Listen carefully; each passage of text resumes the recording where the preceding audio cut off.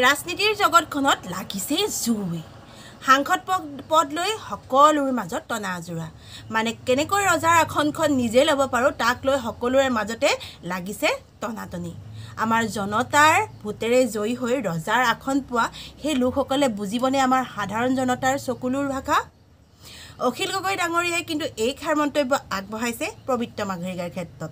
যে তেওঁক সাংসদ পদ দিছে যদিও আহোমক তেল মাৰিবলৈহে দিছে কাৰণ পবিত্ৰ মাৰ্ঘেৰিকা আহোমৰ ব্যক্তি নহয় যিহেতু তেওঁৰ নিজৰ উপাধিটো লিখিবলৈ লাজ কৰে লিখে মাৰ্ঘেৰিটা উপাধি কিন্তু তেওঁক আমি সাংসদ পদ দিলেও আমি কেতিয়াও সুখী নহওঁ কাৰণ তেওঁ আমাৰ আহোমৰ মানুহেই নহয় যি ব্যক্তিয়ে আহোমৰ মেডাম মেফিত ড্ৰেছযোৰ পিন্ধিবলৈ লাজ কৰে আহোমৰ উপাধি লিখিবলৈ লাজ কৰে সেইজনসকল ব্যক্তিক যদি আমাক সাংসদ পদ দিও আমি কেতিয়াও সুখী নহওঁ চাওকচোন এই ভিডিঅ'টোৰ যোগেদি অখিল গগৈ ডাঙৰীয়াই কেনেকৈ কি মন্তব্য আগবঢ়াইছে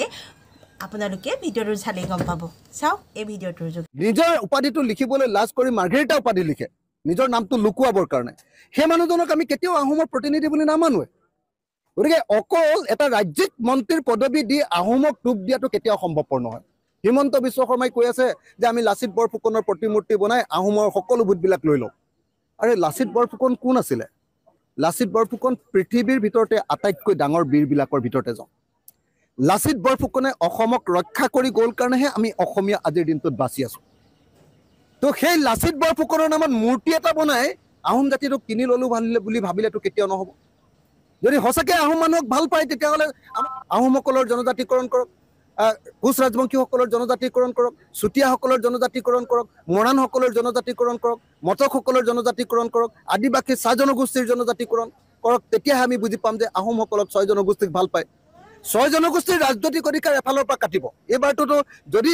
400 চিট পালেহেঁতেন তেতিয়াহ'লে আহোমৰটো OBC চিটটো কটা গ'লহেঁতেন ৰিজাৰ্ভেশ্যনটো কটা গ'লহেঁতেন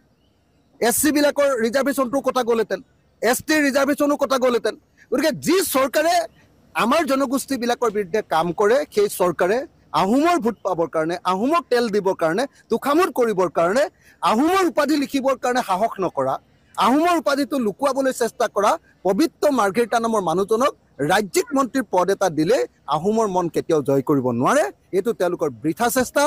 আটাইতকৈ ডাঙৰ কথা পুৰণি বিজেপি প্ৰত্যেকজন মানুহক অপমান কৰা হৈছে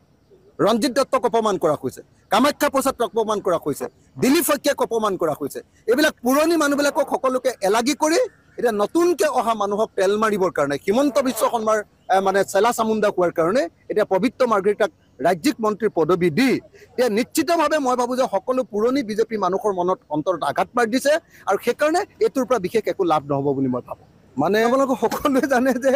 মোদী চৰকাৰ মানে হ'ল এককেন্দ্ৰিক চৰকাৰ এক দেশ এক ধৰ্ম এক দেশ এক সংস্কৃতি এক দেশ এক ভাষা এক দেশ এক শাসন ব্যৱস্থা বিচৰা চৰকাৰ এককেন্দ্ৰিক চৰকাৰ সকলোৱে জানে তো এতিয়া চন্দ্ৰবাবু নাইডু ডাঙৰীয়াক যেতিয়া লৈ ল'লে চন্দ্ৰবাবু নাইডু ডাঙৰীয়াই ক'লে যে 2015 চনত যে আমাৰ বিশেষ ৰাজ্যৰ মৰ্যাদা কৰ্তন কৰিছিলে এইটো আমাক ঘূৰাই দিয়া বিহাৰে ক'লে যে আমাক বিহাৰকো বিশেষ ৰাজ্যৰ মৰ্যাদা ঘূৰাই দিয়া তো কিন্তু বিজেপিয়ে কেতিয়াও কোনো ৰাজ্যৰে বিশেষ ৰাজ্যৰ মৰ্যাদা দিবই নোখোজে কাশ্মীৰৰ বিশেষ ৰাজ্যৰ মৰ্যাদা আছিলে 370 অনুচ্ছেদ এইটো নাইকিয়া কৰিলে আমাৰ নাগালেণ্ডৰ আমাৰ মিজোৰামৰ আমাৰ মণিপুৰৰ এইবিলাকৰ বিশেষ ৰাজ্যৰ মৰ্যাদা কৰ্তন কৰো অৱস্থাত আছে আমাৰ অসমৰটো নাইকিয়াই কৰি পেলালে বিশেষ ৰাজ্যৰ মৰ্যাদা গতিকে যিখন চৰকাৰে এককেন্দ্ৰিক চৰকাৰে স্বৈৰতান্ত্ৰিক চৰকাৰে ফেডাৰেলিজিমত বিশ্বাস নকৰে ইউনিটাৰী গভৰ্ণমেণ্টত বিশ্বাস কৰে এক দেশ এক শাসন ব্যৱস্থাত বিশ্বাস কৰে তাত ক'ত আঞ্চলিক দলবিলাকৰ লগত চৰকাৰ গঠন কৰি থাকিব পাৰে এতিয়া মই ভাবোঁ যে ব্লেকমেইল কৰি কিমান দিন চৰকাৰৰ লগত ৰাখিব পাৰিব এটা দলক কিমান দিন ব্লেকমেইল কৰি সদায় এটা দলক এখন চৰকাৰৰ লগত ৰাখি থকাটো সম্ভৱপৰ নেকি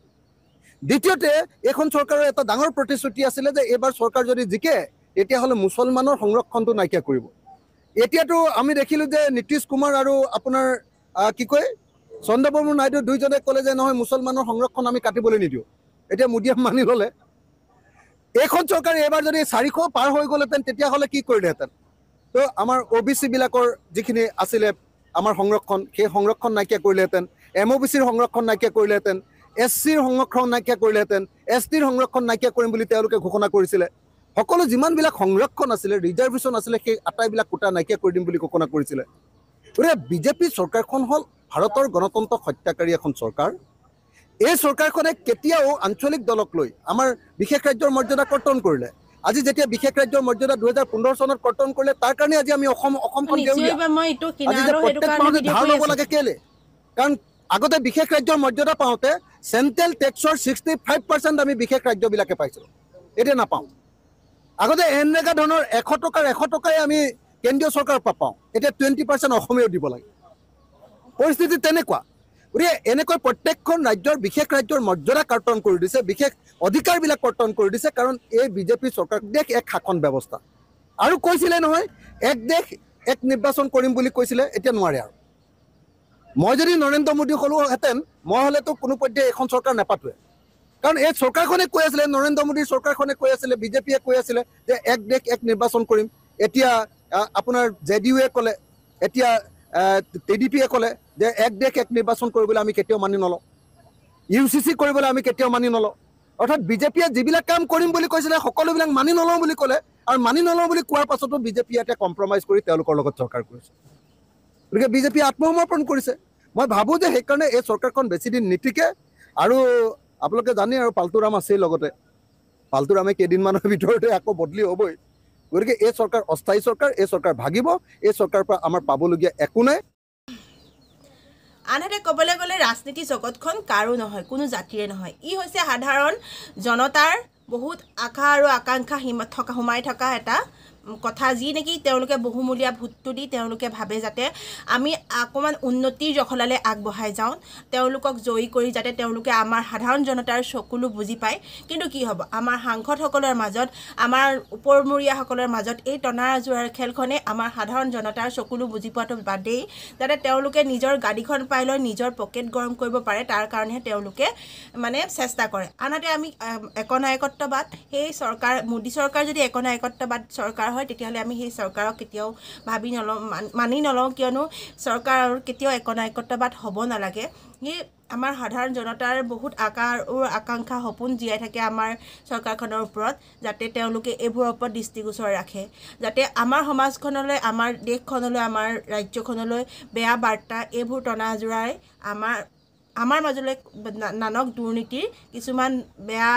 চিন্তাধাৰা কঢ়িয়াই আশা কৰোঁ সকলোৱে ভিডিঅ'টো ভাল পালে আজিলৈ সামৰিলোঁ নমস্কাৰ